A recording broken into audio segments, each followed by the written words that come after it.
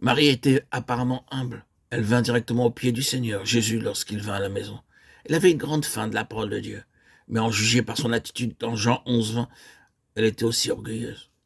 Lorsque Marthe apprit que Jésus arrivait, elle alla au-devant de lui, tandis que Marie se tenait assise à la maison. Il est vrai que quoique le Seigneur Jésus ne soit pas venu à elle lorsqu'elle l'avait appelé, il était encore digne de respect. Bien que Marthe fût dans la tristesse quand elle sut que le Seigneur était là, elle sortit immédiatement de la maison pour aller vers lui. Elle savait qu'elle devait l'accueillir convenablement, lui montrer du respect en allant à sa rencontre. Mais Marie resta assise, en pleurant, et disait « Je n'irai pas. Oh, je n'irai pas. » Pourquoi n'est-il pas venu quand nous l'avons appelé? Nous l'aimions et nous le servions. Eh bien, je n'irai pas. Elle était trop orgueilleuse et lui refusa l'honneur d'aller à sa rencontre. Beaucoup d'entre nous sont comme cela. Nous sommes orgueilleux de notre famille, de notre nationalité, de notre richesse, de nos terres ou de nos propriétés. Orgueilleux de notre beauté, de notre teint, de notre nez, de notre visage, de nos cheveux ou quelques autres caractéristiques de notre physionomie. Quoi qu'il en soit, beaucoup d'entre nous pensent qu'ils peuvent s'enorgueillir de quelque chose. Le Seigneur alla à Béthanie, premièrement, afin d'amener cette famille à réaliser sa vraie condition intérieure. Avant que Dieu puisse nous bénir et nous aider, il doit nous montrer notre vraie nature. Les bons docteurs examinent complètement le malade avant de le soigner. Ceux qui n'en veulent qu'à l'argent regardent la langue et renvoient le patient. Mais les bons docteurs feront beaucoup d'examens. Ils examinent les poumons, le sang et bien d'autres choses, et disent aux malades quelle est la cause de leur maladie. Alors, ils ordonnent le bon traitement. Le Seigneur Jésus est la seule personne qui peut diagnostiquer notre nature intérieure, à moins que nous nous humilions et que nous voyons nous-mêmes comme il nous voit. Il ne peut pas nous bénir.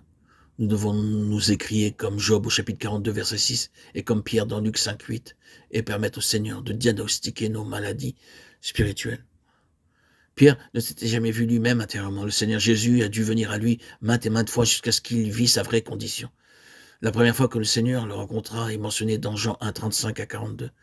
Il l'appela par son nom Simon et lui donna un nouveau nom, Pierre. Trouva cela merveilleux. Il pensa, oh, c'est un homme qui ne connaît pas mon nom, mais il n'y avait aucun changement en lui. Dans Luc 4, 38 et 39, nous lisons que la seconde fois que le Seigneur rencontra Pierre, il vint dans sa maison. Là, il guérit la belle-mère de Pierre en menaçant la fièvre.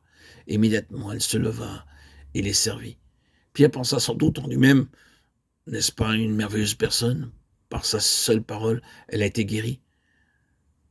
Mais il n'y avait encore rien de changé en Pierre. Dans Luc 4, 40 et 41, nous voyons le Seigneur Jésus rencontrer Pierre pour la troisième fois.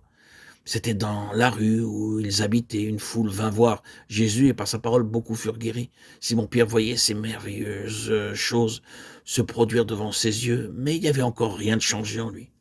C'était le même vieux Pierre, mais le Seigneur continua de venir à lui. Dans Luc 5, 2, les disciples avaient péché toute la nuit. Cependant, ils n'avaient rien pris. Pierre était assis, l'estomac vide, dans le bateau vide, mais justement, dans le bateau même, le Seigneur vint lui montrer que bien qu'il soit travailleur honnête et craignant Dieu, sa vie intérieure était stérile. Il n'était pas encore complètement prêt pour suivre le Christ. Au commandement du Seigneur, Pierre obéit et jeta le filet du côté droit du bateau. Le filet commença à s'enfoncer. À la fin, Pierre vit sa condition. Il dit, « Seigneur, retire-toi de moi, parce que je suis un homme pécheur. » Il ne dit pas cela au commencement, il était sans doute un homme qui craignait Dieu et attendait le Messie, mais il n'avait jamais vu sa condition de pécheur et le Seigneur a dû venir à lui à plusieurs reprises avant qu'il ne le réalise. Notre nature est sous la condamnation, à moins que notre vieil homme ne soit crucifié. Dans ce cas, nous recevons la nouvelle vie, et alors seulement nous recevons la vraie bénédiction. C'est dans ce but que notre Seigneur vint à Béthanie dans la maison de Marie, de Marthe et de Lazare. C'était afin de les changer et de les rendre entièrement nouveaux. Ceci est une image d'une véritable église.